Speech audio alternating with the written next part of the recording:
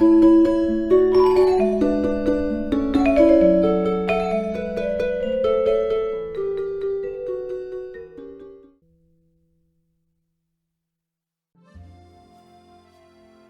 오늘. 유병욱 지음, 북하우스 출판사. 1부. 오늘 우리는 예전의 우리와 어떻게 다를까? 음미력. 오늘 우리에겐 없던 능력이 생기는 중이다. 이름하여 음미력.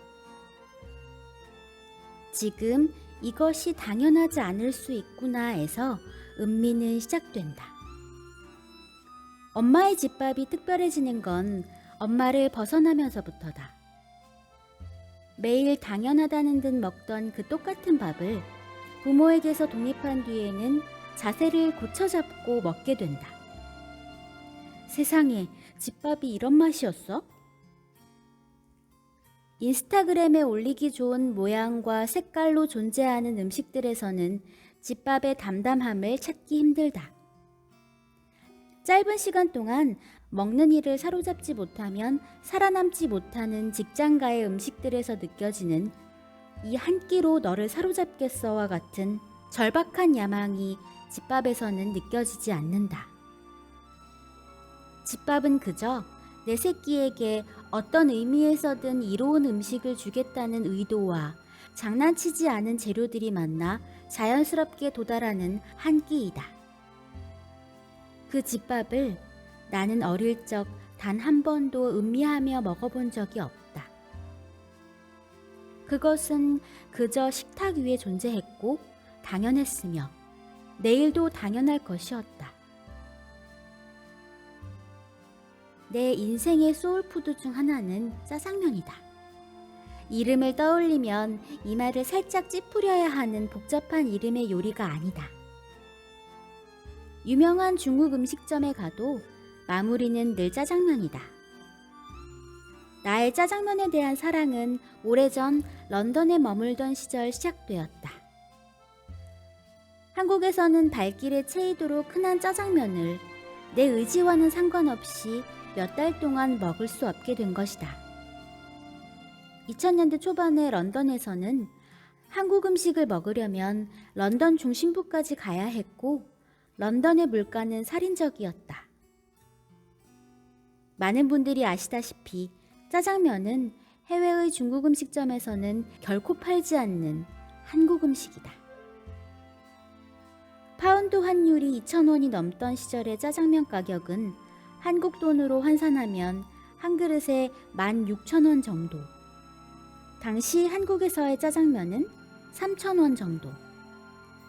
짜장면을 먹기 위해 내야 하는 왕복 교통비까지 생각하면 짜장면은 유학생이던 당시의 내게 각 잡고 먹어야 하는 음식이었다. 게다가 영국의 음식들 사이에서 만나는 짜장면의 맛이라니. 춘장의 구수한 짠맛과 그 속에 섞여 존재하는 기름진 무엇의 맛은 온갖 냉동식품에 잘해봐야 피시앤칩스 같은 튀김을 먹던 내 매일매일의 혀가 상상할 수 없는 수준의 입체적인 맛의 축제를 열어주었던 것이다. 세상에, 짜장면이 이런 맛이었어? 말하자면 나는 짜장면을 마음대로 먹을 수 없게 된 이후로 짜장면에 입덕하게 된 것이다. 시커먼 면발 뒤에 저다지도 부드러운 풍미가 숨어있다니. 과거에는 짜장 소스를 라드라 부르는 돼지기름으로 볶았다는데 그 시절 짜장의 풍미는 대체 어땠을까? 이사를 가면 내가 제일 먼저 하는 일은 그 동네 제일의 짜장면집을 얼른 알아두는 것. 인터넷에서 짜장면 고수의 가게가 소개되면 경건한 마음으로 찾아가 먹어보는 것. 짜장은 그대로였지만 짜장을 먹는 내가 바뀐 것이다. 정확히는 짜장면을 먹을 수 있는 기회가 반강제적으로 줄었고 그것은 간절함으로, 간절함은 음미로 이어진 것이다. 해외에서의 한국 컵라면이, 훈련소에서의 초코파이가 그토록 맛있게 느껴지는 것은 그것이 그곳에서 당연하지 않기 때문이다. 누군가의 인생 쌀국수가 태국 여행의 마지막 날 아무렇게나 들른 좌판에서 먹은 한 그릇인 이유는 그것이 다시 돌아갈 확률이 극히 낮은 장소에서 펼쳐지는 다시 반복되지 않을 이벤트이기 때문이다. 우리는 온몸의 감각을 활용해 그 순간을 기억하고 음미한다. 그러고 보니 국물이 다르네. 국물 속에 뭔가 있어. 이건 예사당 육수가 아닌데? 이 면발을 좀 봐. 퍼져 있는 것 같지만 그래서인지 면발이 국물을 부드럽게 감싸면서 입으로 데려가고 있어. 음미는 지금 내게 없거나 곧 빼앗길 위기에 처한 것들 앞에서 자주 시작된다. 지금 이것이 당연하지 않을 수 있구나에서 시작된다. 가혹한 코로나의 시대를 어떤 케이스 스터디도 없이 온몸으로 통과하고 있는 우리. 당연했던 것들을 너무나 많이 빼앗겨버린 우리. 그래서 우리에겐 그동안 없던 능력이 하나 생기고 있는 건 아닐까? 그것은 음미력이 아닐까? 짧은 시간 동안 우리에겐 무수히 많은 불가능들이 찾아왔다. 여행, 출장, 악수.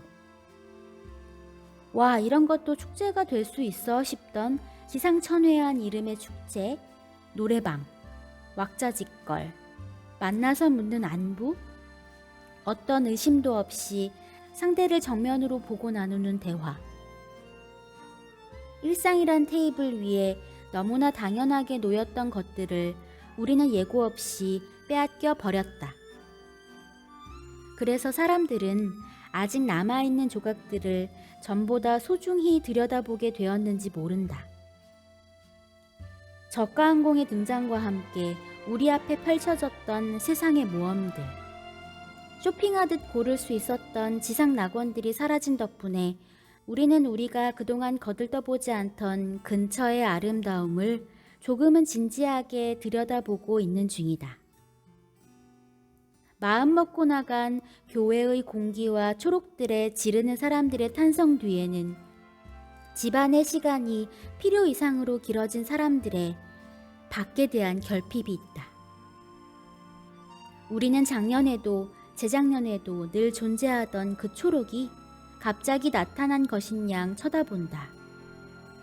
시간을 두고 들여다본다. 음미한다.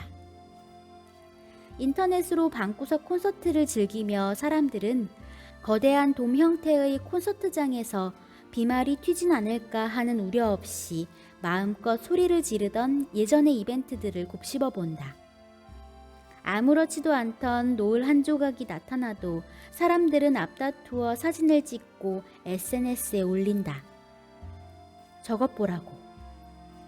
오늘 내 앞에 나타난 아름다움은 저것이라고. 압도적이지 않은 것들도 충분히 아름다울 수 있다고. 우리는 천천히 알아가는 중이다. 인생의 즐거움은 나이아가라 폭포 앞에 인증샷이 아니라 꽤 괜찮게 커피를 내리는 집 근처에 새로 생긴 커피숍과 그날 비친 햇빛과 마침 들리는 음악과 별로 신기하지도 않은 내 말을 신기하다는 듯 들어주며 반대편에 앉아있는 누군가의 존재에서 시작될 수도 있음을. 모든 사람들이 인생을 음미하기 시작했다면 거짓말이겠지만 적어도 나와 내 주위 사람들 몇몇의 눈빛이 변한 것은 알겠다. 거대하고 대단하고 새롭고 이국적인 것들에 가려져 있던 작고 대수롭지 않고 늘 존재하던 것들의 눈길이 고이기 시작했음을. 인류가 만난 돌이킬 수 없는 변화들 뒤에는 늘 그에 상응하는 진화가 있었다. 코로나 시대 이후의 인류에게도 분명 새로운 능력이 생기겠지만 그것이 질병에서 살아남기 위해 남을 차별하고 내 것을 챙기는 능력이 아니라 은미력이기를 간절히 바란다. 우리가 집밥과 짜장면에서 천국을 발견할 수 있다면 굳이 멀쩡한 남을 괴롭히고 차별하고 상처를 주고 그것이 다시 나에게 돌아오는 지옥의 문을 열 필요는 없을 테니까.